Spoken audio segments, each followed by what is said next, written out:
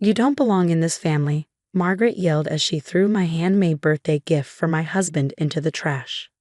My son could have married someone rich, someone important, but instead he chose you, a nobody. I stood in her spotless kitchen, my hands shaking but my voice firm. I love James, and he loves me. That should be enough. My name is Isabella Martinez. I was 29 and had been married to James for 3 years. But his mother still looked down on me. No matter what I did, being a teacher, learning their family traditions, or just trying to be kind, it was never enough. She especially hated that I came from a hard-working Mexican immigrant family. Margaret crossed her arms. Love isn't enough. This family has standards. You'll never truly be one of us. Then she picked up the glass angel I had made for James and dropped it into the garbage disposal. The sharp sound of it breaking made my heart ache, but I refused to cry. Next week is our family portrait, she said coldly. Try to wear something decent this time. Before I could answer, my little nephew Tommy ran in. Auntie Bella, can we play trucks? His bright smile broke the tension. Of course, Mio, I said, smiling back. Margaret frowned at my use of Spanish, but Tommy didn't notice. Just then, James walked in. He glanced at the broken glass. Then at his mother's stiff posture and my clenched fists. What's going on? He asked. Just helping Isabella understand how things work in this family, Margaret said smoothly. Oh, and I've arranged for a stylist to pick a proper dress for her for the gala tomorrow. James hesitated but forced a smile. That's thoughtful, Mom. He always tried to keep the peace, stuck between his love for me and his mother's disapproval. Later that night, as we drove home, he squeezed my hand. She'll come around, he said. She just needs time. But it had been 3 years and nothing had changed. In fact, it had only gotten worse, especially after we told her we were trying for a baby. A child needs a proper upbringing, she had said. With the right values. She didn't think my values were good enough. The next morning, I was outside pushing Tommy on the swing while Margaret hosted her garden club. James was inside with his father. Higher, Auntie Bella. Tommy giggled. Across the yard, I heard Margaret's voice. It's a shame. James could have married Caroline Prescott. Instead, he brought home, well, I ignored her, focusing on Tommy's laughter. His love made Margaret's cruelty easier to bear. Watch me jump. Tommy suddenly shouted. Before I could stop him, he leaped off the swing at its highest point. Time slowed. He was too high, too far. Without thinking, I lunged forward and caught him just before he hit the ground. We crashed down hard. Pain shot through my back, but I held him tight. As we rolled to a stop, I heard Margaret scream. Someone call an ambulance. Tommy was crying but safe. I tried to move, but I couldn't. Everything hurt. The last thing I saw before everything went black was Margaret's face, filled not with anger, but something else. Fear? Worry? As I lost consciousness, I heard her whisper, "Hold on, Isabella. Please hold on." When I woke up, hospital machines beeped around me. James was holding my hand, his face pale with worry. "Bella," he whispered, "thank God." I tried to squeeze his hand, but nothing happened. I couldn't move. Fear filled me as I realized the truth. What I didn't know was that this moment, this sacrifice, would change everything, especially Margaret's heart. The first month after the accident was a blur of doctors, tests, and hard news. My spine was badly injured, and the doctors said I might never walk again. I might never hold my future children. I might never return to my classroom full of excited first graders. You saved his life, the doctors told me about Tommy. If you hadn't caught him, they didn't have to finish. I knew what could have happened. James stayed by my side, barely sleeping, fighting with insurance companies, searching for treatments. But I could see the exhaustion in his eyes, the weight of it all pressing down on him. Margaret came too, but she wasn't the same. She didn't make sharp comments or look at me with disapproval. She just sat there, watching, listening. One afternoon, as I struggled in therapy to pick up a small ball with my weak fingers, Margaret appeared in the doorway. She looked different, smaller, less sharp. "Tommy asks about you every day," she said, stepping inside. "He wanted me to give you this." She placed a crayon drawing in my lap. A stick figure labeled me standing next to another labeled my hero auntie. I stared at it, wishing I could hold it properly. "How is he?" "Physically, he's fine. But he's having nightmares. He keeps saying he's sorry. My heart ached. It's not his fault. He's just a little boy.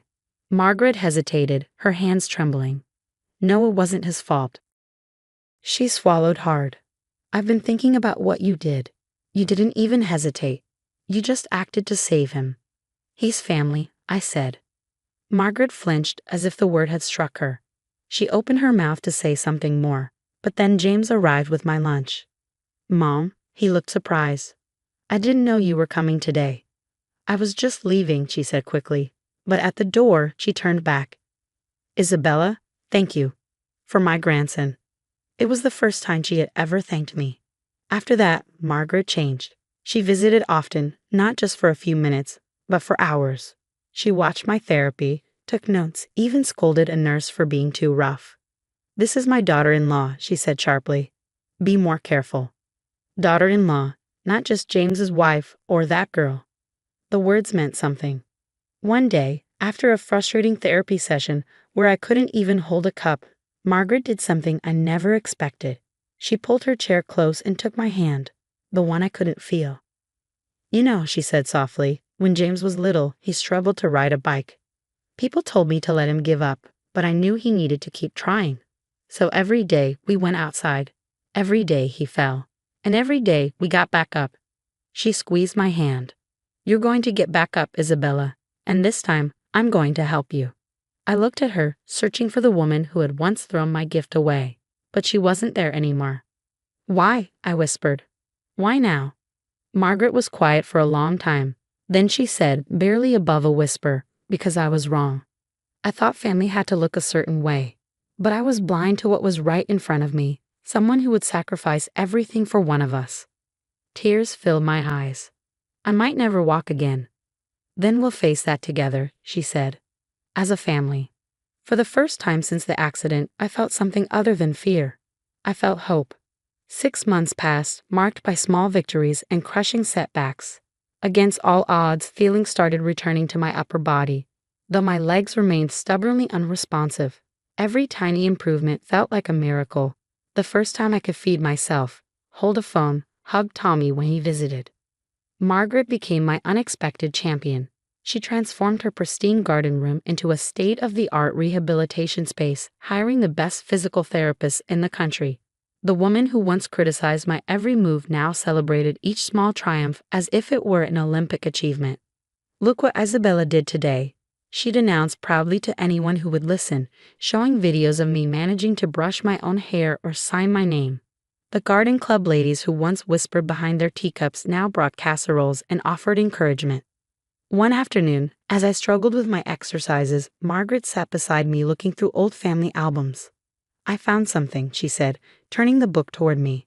There was a photo of a young woman in a wheelchair, smiling brightly despite obvious challenges. This was my grandmother. After polio, they said she'd never leave her bed. She proved them wrong. I stared at the photo, seeing the same determination in the woman's eyes that I felt in my heart. You never mentioned her before. No, Margaret admitted softly. I think I was ashamed of how our family treated her. How I've treated you. She closed the album, meeting my eyes. But she never gave up, and neither will you. That conversation changed something fundamental between us. Margaret began sharing more family stories, not just the polished society tales she'd once prized, but the real human stories of struggle and resilience. She even asked about my own family's history, listening intently as I told her about my parents' journey from Mexico, their sacrifices, their strength. Then came the day that changed everything. I was working with my physical therapist when I felt it, the faintest twitch in my toe. At first, I thought I'd imagined it, but no, there it was again. Margaret. I called out, my voice shaking. Look. She rushed over, and together we watched as I managed to move my toe just slightly. It was tiny, barely noticeable, but it was movement. It was hope. Margaret burst into tears, pulling me into a careful hug. I knew it, she whispered. I knew you were stronger than anyone thought. The doctors called it a miracle. Slowly, painfully, I began regaining movement in my legs. Each step in my recovery was met with fierce determination and unwavering support from my newfound ally. The woman who once thought I wasn't good enough to join her family now proudly told everyone about her extraordinary daughter-in-law. 1 year after the accident, I stood, shakily but standing, in the Wilson family garden. The same garden where everything had changed. Tommy, now 5, held my hand while James supported me on the other side. "Ready for the family photo," Margaret called, setting up the camera. "But I'm still in braces," I said, gesturing to my leg supports. Margaret walked over and straightened my collar with gentle hands. "Yes, and they show exactly who you are. A fighter, a protector, a true Wilson." She smiled, tears in her eyes. "Now, let's show everyone what real family strength looks like." As we gathered for the photo, I realized something profound. The accident hadn't just changed my body. It had transformed our entire family. Margaret's perfectly manicured facade had cracked, revealing a deeper, more authentic love. My struggle had become our struggle, my victories our victories. Today, I still face challenges. Some days are harder than others. But now when I look in the mirror, I don't see someone who's not worthy. I see someone who proved her worth not through social status or traditions, but through unconditional love and sacrifice. And Margaret, she's the first to remind me of that. Every morning when she comes to help with my therapy, she greets me the same way. "Good morning, my brave, beautiful daughter." Sometimes the greatest healing isn't physical at all. Sometimes it's the healing of hearts that were broken long before any bones. And as for being worthy, well, as Margaret now likes to say, true worth isn't about where you come from or what you can do. It's about who you are when it matters most. I guess sometimes it takes losing the ability to stand to help someone else finally see you standing tall.